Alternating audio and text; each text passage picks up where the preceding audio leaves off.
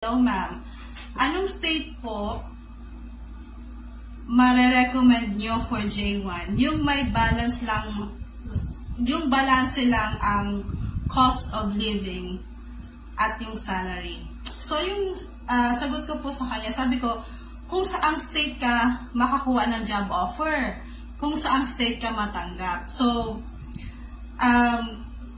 yun po talaga yung reality. Kumbaga, wala sa atin yung parang hindi tayo masyadong magiging choosy. Kasi sa totoo, highly competitive din naman ang application para makapagturo sa US, di ba? Ang dami-daming applicants, hindi lang Filipinos. At because a lot of people are now aware of how to do the direct hiring, especially applying to visa sponsors, mas marami na yung naging applicants. So, ngayon, syempre, ano na siya, parang pataasan na ng qualification. Yun, mas tumaas yung competition kasi nga, ang dami nang nakakaalam. So, dati, konti lang nakakaalam nung mura na way, di ba? Yung libre na paraan para makapagturo sa US.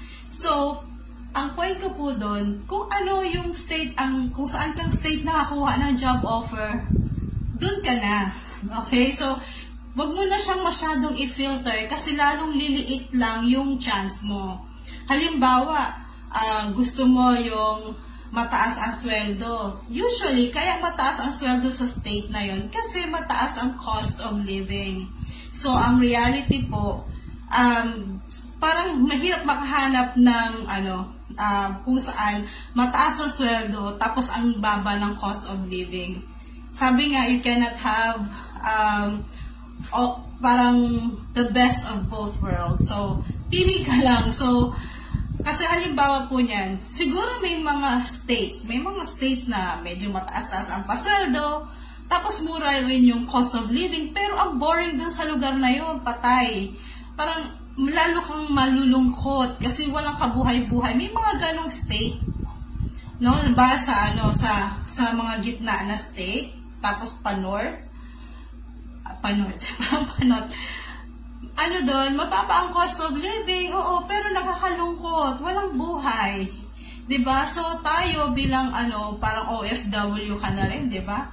Nagtatrabaho ka sa malayo sa pamilya mo, syempre, maganda din na nandun ka sa lugar na hindi ka naman masyadong, yung mababagot, hindi ka masyadong malulungkot. Kasi po, sa totoo, diba, ang laki-laki po ng United States, ang daming state, kada state, parang isang bansa.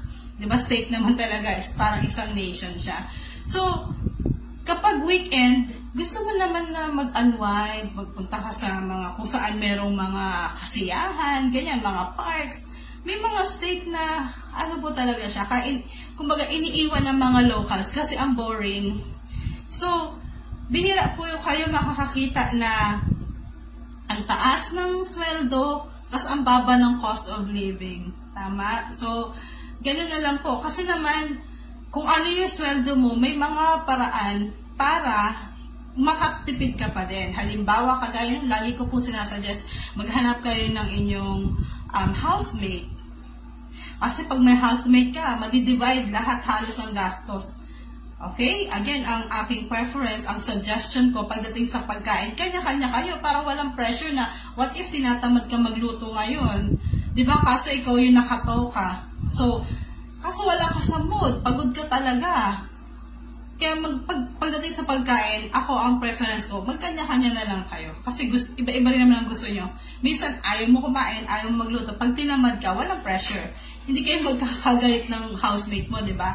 So, pero ang sabi ko po dun sa nagtanong, sabi ko sa kanya, pero huwag kang tatanggap ng sweldo na mas mababa pa sa 45,000 a year. Okay? So, yun po. Saan ang magandang state para sa J1? Actually, whether J1 or H1B, pareho lang magiging sagot ko dyan. Kung saan ka natanggap. Okay? Huwag kayo mag-umpisa na nililimit nyo na kaagad yung sarili nyo. Okay? Fini-filter mo na. Hindi ko na i-consider to, hindi ko na i-consider yan. So, how are you sure na yung pinili mo na state, doon ka makakakuha ng trabaho? Tapos yung pala mga state na finilter mo, dun ka pala dapat sana makakahanap ng trabaho. Kaso finilter out mo na sila. So, may mga ways para magkaroon ka ng extra income para yung take-home pay mo mas lumaki. May mga ways para makatipid, para mas marami kang take-home pay. Okay? So, ganun po pumili ng state.